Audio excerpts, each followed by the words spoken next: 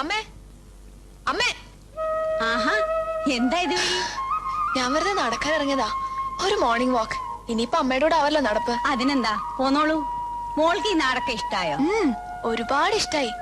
പിന്നെ അമ്മേ, എനിക്കൊരു സംശയം. എന്താ?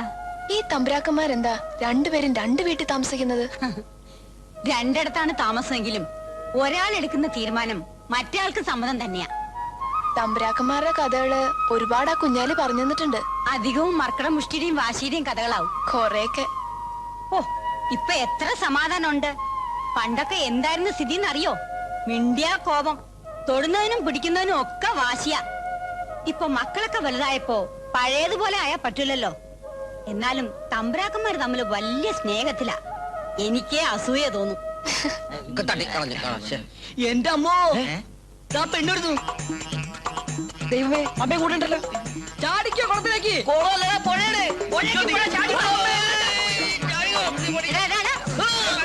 നിങ്ങൾ എന്തായി കാണിക്കുന്നേ?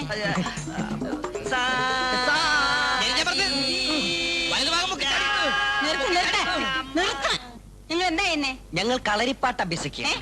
അതായത് കളരിയും സംഗീതം കൂട്ടിക്കുഴച്ച്. കുഴച്ചല്ല, കൂട്ടി ഇണക്കി. അതെ, ആ പുതിയൊരു സൃഷ്ടിക്ക് രൂപം കൊടുക്കുകയാണ്. ഇവരെന്റെ മക്കളാ.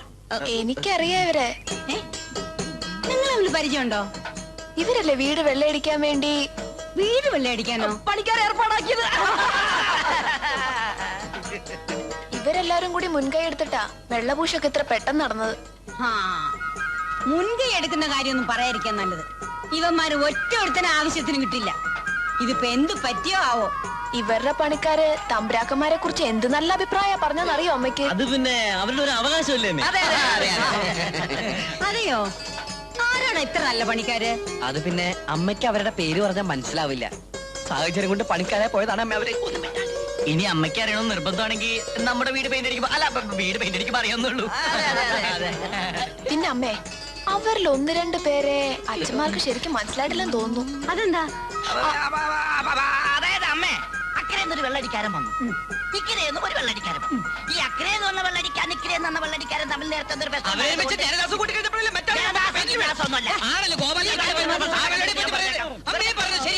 മതി മതി, വീട്ടിലേക്ക് പോ. നിന്നെ തന്നെ എല്ലാം നേരത്തെ വീട്ടിലേക്ക് തന്നെ കേട്ടോ. ഇത് ഇങ്ങനെ ഒരു ഇളമുറ തമ്പുരാക്കന്മാര്. മോളൊരു ദിവസം വീട്ടിലേക്ക് വരണം. വരണമെന്ന് ഞാനും ആലോചിച്ചോണ്ടിരിക്കാമേ. മോക്ക് എപ്പോ വേണമെങ്കിലും വീട്ടിലേക്ക് വരാം. വരട്ടെ? ശരി.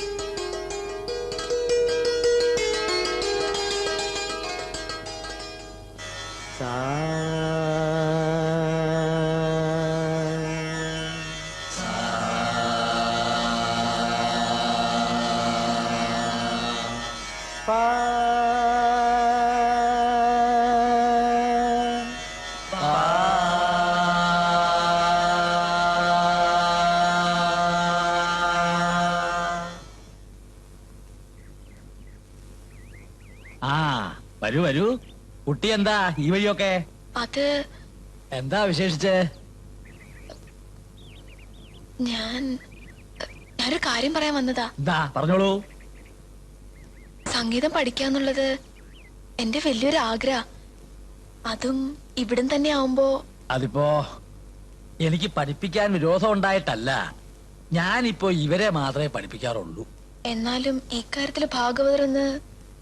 കുട്ടി വേറൊന്നും വിചാരിക്കരുത്. ഇക്കാര്യത്തിൽ എനിക്ക് ലേശം നിർബന്ധമുണ്ട്. ഞാനിവിടെ ആർക്കും ഒരു ബുദ്ധിമുട്ടും ഉണ്ടാക്കാൻ വന്ന് പഠിച്ചോളാം. എനിക്കൊരു ബുദ്ധിമുട്ടായിട്ടല്ല. അത് ശരിയാവില്ല.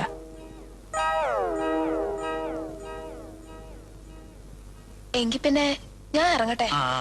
അല്ല, വന്നിട്ടൊന്നും അകത്തേക്ക് കയറിയില്ലല്ലോ. മോള് വാ.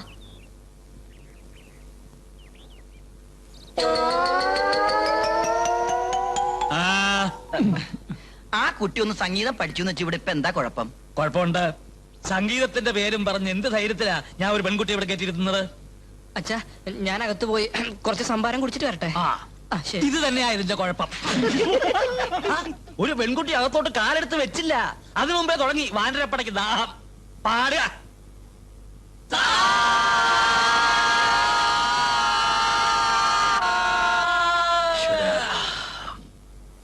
അയാളുടെ ഒരു ഗമേ സ്വന്തം മക്കളെ മാത്രമേ സംഗീതം പഠിപ്പിക്കൂന്ന്. എന്റെ കുട്ടി നീ ഒന്ന് അടങ്ങി നിൽക്ക്. അയാൾക്ക് സൗകര്യമുള്ളവരെ പഠിപ്പിക്കട്ടെ. എന്നാ മുത്തശ്ശനൊന്ന് കേട്ടോ. സംഗീതം പഠിപ്പിക്കാൻ അയാൾക്ക് വൈകി വേണ്ട. ഞാൻ വേറൊന്ന് പഠിക്കാൻ തീരുമാനിച്ചിട്ടുണ്ട്. അതെന്തോന്നാ? അതൊക്കെ മുത്തശ്ശൻ കണ്ടോ.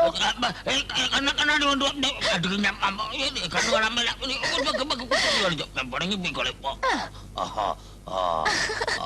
അങ്ങനെ പെട്ടെന്നൊന്നും വശത്താക്കാവുന്നതല്ല കളരിമുറകള്.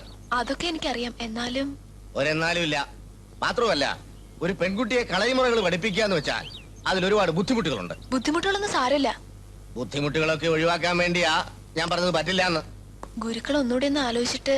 ഇല്ല, ഞാനൊരു തീരുമാനം പറഞ്ഞാ പിന്നെ ആരും എന്നെ അതിൽ നിന്ന് പിന്തിരിപ്പിക്കുന്നത് എനിക്ക് ഇഷ്ടമുള്ള കാര്യമല്ല. പെൺകുട്ടികളെ കളരിമുറ പഠിച്ചു വെച്ച് അത്ര വലിയ കുഴപ്പമൊന്നും വരാൻ പോകുന്നില്ലല്ലോ. കുഴപ്പമൊന്നുമില്ല. പക്ഷെ കുട്ടിയെ പോലുള്ളവർക്ക് പറഞ്ഞിട്ടില്ല. എന്നാര് പറഞ്ഞു? ഞാൻ കാണിച്ചു തരാം.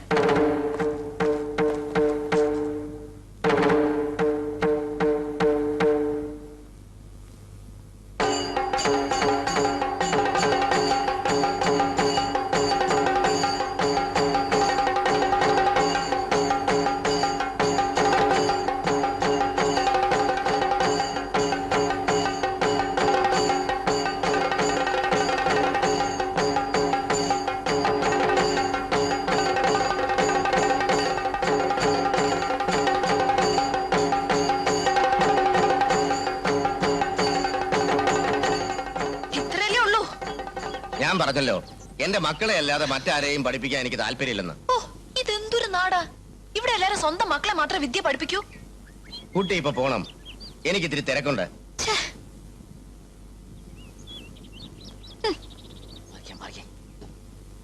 അച്ഛാ, ആ പെണ്ണ് ഞങ്ങളുടെ കൂടെ കളരി പഠിച്ചെന്ന് വെച്ച് അച്ഛൻ എന്തോ ഒരു കുഴപ്പം? കുഴപ്പമുണ്ട്. ആ പെണ്ണും പോയിട്ട് പഠിക്കില്ല, നിങ്ങളും പഠിക്കില്ല. ഞങ്ങള് പഠിച്ചോളാച്ചാ. അറബിക്കടലോരം.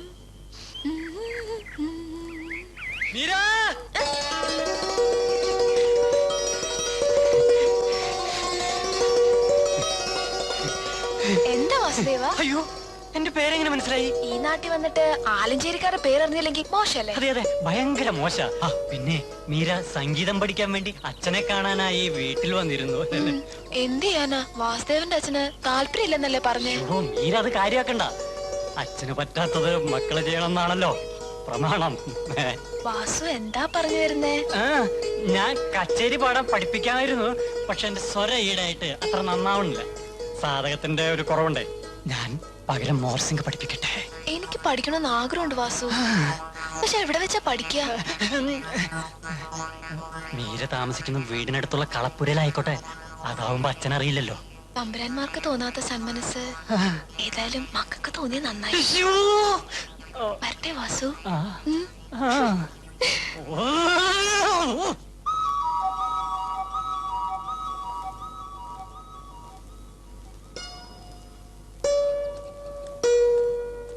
ഹലോ.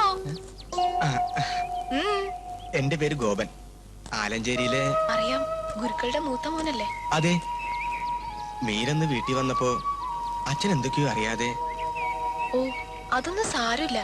കുട്ടിക്ക് സന്തോഷം ഉണ്ടാക്കുന്ന ഒരു കാര്യമായിട്ടാ ഞാൻ വന്നിരിക്കുന്നേ. കളരി പഠിക്കാനല്ലേ അവിടെ വന്നത്? അതെ. അതിപ്പോ അച്ഛൻ പഠിപ്പിച്ചില്ലെങ്കിലും എനിക്ക് പഠിപ്പിച്ചു തരാണ്ടിരിക്കാൻ പറ്റില്ലല്ലോ. നിങ്ങൾ പറഞ്ഞു വരുന്നത് കുട്ടിയെ കളരി ഞാൻ പഠിപ്പിച്ചു തരാം. സത്യാണോ? അതെ. പക്ഷേ അച്ഛനൊന്നും അറിയരുത് കേട്ടോ. അപ്പൊ അവിടെ പോവല്ലേ? അയ്യോ, അവിടെ വേണ്ട, ഇവിടെ തന്നെ മതി. ദിവസവും ഞാൻ രാവിലെ വരാം. നാളെ തന്നെ ക്ലാസ് തുടങ്ങാം. എന്താ? വരട്ടെ.